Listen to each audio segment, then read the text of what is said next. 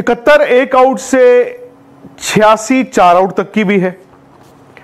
यह कहानी उन 15 मिनट की भी है जहां भारत एक नहीं, दो नहीं, 3 बार ब्रेन फेड मूवमेंट्स देखता है। 15 मिनट में 3 बार। यशस्वी जायसवाल का वो रिवर्स स्वीप, उसके बाद नाइट वॉचमैन सिराज को भेजा जाना। सिराज पहली गेंद पर एलबीडब्ल्यू होते हैं और एक डीआरएस वेस्ट कर देते हैं, और फिर विराट कोहली का मैदान पर उतरना। जब सिर्फ 8 या 9 मिनट बचे थे, विराट का वो सिंगल खुद से मिड ऑन पर और भाग जाना और रनआउट होना और भारत नीचे लग जाना। या फिर ये कहानी बड़ी है उस सूरज की जिसने रोशनी बहुत की, जिसकी चमक बहुत थी, लेकिन अब वो ढल रहा है, आहिस्ता आहिस्ता नहीं, जल्दी जल्दी। ये 2 चेहरे आपकी स्क्रीन पर हैं, एक है रोहित शर्मा, एक है विराट कोहली। ये पिछले 10 साल में अगर आप देखें भारतीय क्रिकेट के 2 बड़े सितारे हैं, लेकिन इस साल इन दोनों सितारों की चमक फीकी हो गई है। आंकड़ों के जरिए देखिए तो आपको अंदाजा होगा कि कहानी किस तरह बद से बदतर होती जा रही है। लेकिन पहले आज के खेल की बात। अभी भी भारत मैच में है। क्यों? क्योंकि न्यूजीलैंड को उन्होंने 235 रनों पर रोका। वो वॉशिंगटन सुंदर, वो रविंद्र जडेजा, उनकी गेंदबाजी 235 रन। लेकिन विकेट ऐसी है कि भारत को अभी 235 तक पहुंचने में भी वक्त लगेगा। क्या भारत 235 तक जाता है या 235 के आगे जाता है? क्योंकि यह ना भूलें कि इसी विकेट पर भारत ने चौथी बैटिंग करनी है, जहां पर फिर स्पिनर्स को खेलना इम्पॉसिबल हो जाएगा। 71 एक आउट भारत का स्कोर था। इससे पहले एक विकेट जरूर गिरी थी, वो भी रोहित शर्मा की। और रोहित का ये जो इंटेंट और सेल्फलेस बैटिंग जो हम सब तारीफ करते थे, वही आज उनकी अनडूइंग है। यानी कि उसी के कारण आज उनकी गेम में, उनकी स्कोरों में असर दिखता है। रोहित शर्मा का एक डिफिकल्ट कैच, रोहित शर्मा ने उसके बाद एक हुक मारा, वो भी आउट नहीं हुआ, कैच छूट गया।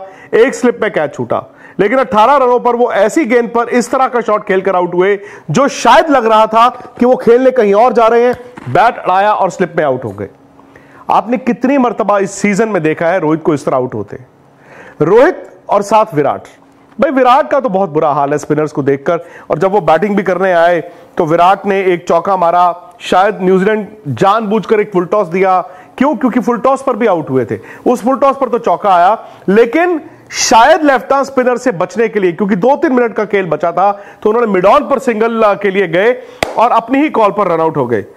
टेस्ट मैच में इससे पहले आपने पिछले मैच में देखा होगा, ऋषभ पंत इसी तरह विराट और उनके बीच जो तालमेल की कमी थी, वो रनआउट हुए। ऋषभ पंत रनआउट हुए। उससे कुछ मिनट पहले विराट और जायसवाल के बीच भी पिछले टेस्ट मैच में उसी तरह की मिसअंडरस्टैंडिंग हुई थी। वहां पर तो कीपर ने गलत एंड पर गेंद लगा दी, नहीं तो वहां पर जायसवाल या विराट में से एक रनआउट हो सकता था। उससे पीछे भी आप याद करें, बांग्लादेश के खिलाफ एक टेस्ट मैच था जहां पर विराट भागे और बांग्लादेश का गेंदबाज इतनी पास से भी गेंद विकेट पर लगा नहीं पाया। तो ऐसा क्या हो रहा है कि वो बार बार या तो खुद रनआउट हो रहे हैं, या रनआउट होने के हालात में पहुंच रहे हैं, या सामने वाले को रनआउट करा देते हैं। दरअसल पूरी की पूरी कहानी इन आंकड़ों में छिपी है। मैं सबसे पहले आपको दिखाता हूं कि विराट ने इस साल में और इस सीजन में क्या किया है। यह है वो सीजन, यानी कि बांग्लादेश और न्यूजीलैंड के खिलाफ जो टेस्ट सीरीज चल रही है, इसमें बांग्लादेश के खिलाफ विराट ने 4 पारियां खेली थी। उनमें एक पारी में नॉट आउट थे, 99 रन थे, 33 की एवरेज थी, क्योंकि वो एक इनिंग में 29 नॉट आउट थे, तो 33 की एवरेज थी। लेकिन न्यूजीलैंड के खिलाफ देखिए 5 पारियां हो गई हैं, रन है 92, उसमें एक 70 भी शामिल है, एवरेज गिर के 14 पे आ जाती है, और एक 50 है, वही 70 जो उन्होंने बनाया। यानी कि कुल मिलाकर इस होम सीजन में, जिससे पहले उन्हें दुलीप ट्रॉफी खेलने का मौका था ताकि वो स्पिनर्स के खिलाफ यूज टू हो पाए, और वो नहीं खेले थे, उन्होंने कुल मिलाकर 9 पारियां खेली हैं और उनके 191 रन हैं। 8 पारियों में वो आउट हुए हैं। अंदाजा लगाइए विराट कोहली का ये हाल है। लेकिन ये पूरा साल अगर मैं विराट की बात करूं तो आपको आंकड़े थोड़े और परेशान करेंगे, क्योंकि कभी कभी क्या होता है ना कि आप कहते हैं अच्छा यार ये 1 महीने की बात है, लेकिन मैं पूरे साल के आंकड़े अगर आपको दिखाऊं, यानी कि ऑल फॉर्मेट्स, आईपीएल निकाल दें, जितने फॉर्मेट वो खेले हैं, टेस्ट मैचेस खेले हों या वो व्हाइट बॉल क्रिकेट खेले हों, आपको आंकड़े चौंका देंगे। तो ये है उनके पूरे साल के आंकड़े आपकी स्क्रीन पर।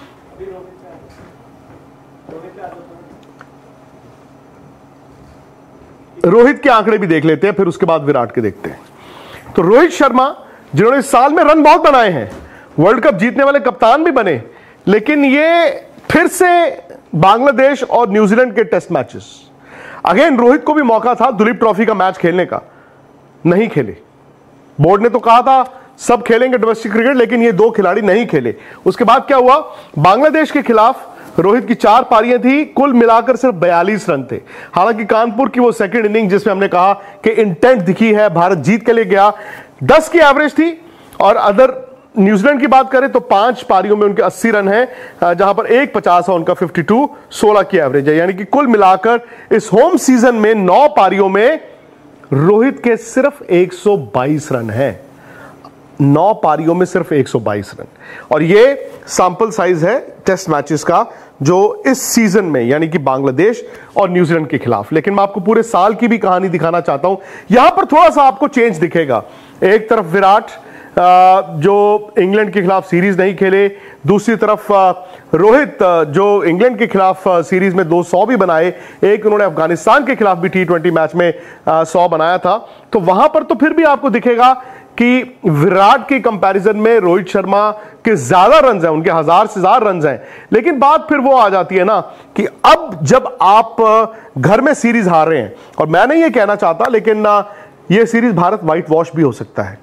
अगर सेकंड इनिंग में बल्लेबाजों ने रन नहीं बनाए या पहली पारी में भारत इतना पिछड़ गया, तो हो सकता है कि न्यूजीलैंड भारत को 3-0 हराकर चले जाए। और इसके बाद बॉर्डर गावस्कर ट्रॉफी है। बॉर्डर गावस्कर ट्रॉफी में हम सब ये सोच रहे हैं, चूंकि पहले भी इंडिया 2 बार जीत के आया है, तो भाई साहब सब ठीक हो जाएगा, विराट भी रन बनाएंगे, रोहित शर्मा भी रन बनाएंगे। लेकिन आप भी जानते हैं क्रिकेट में कोई भी चीज कह के इतनी आसान नहीं होती। और साथ उम्र से भी लड़ाई हो रही है, फिटनेस से भी लड़ाई हो रही है, और शायद मोटिवेशन से भी लड़ाई हो रही है। तो फिर बात वही आ जाती है ना कि हर रोज रोहित शर्मा और विराट आते हैं, हर रोज उनको इस तरह से आप फेल होते देखते हैं, निराश होते हैं। बड़ा सवाल यही है कि आने वाली क्रिकेट उनकी किस तरह की होगी, आने वाली क्रिकेट कितनी होगी। क्या ये आखिरी 11-12 महीने तो नहीं रह जाएंगे, क्योंकि रोहित की उम्र विराट से थोड़ी ज्यादा है। रोहित बॉर्डर गावस्कर ट्रॉफी के 5 टेस्ट मैच, और फिर अगले साल इंग्लैंड में जाकर इंग्लैंड के खिलाफ 5 टेस्ट मैच।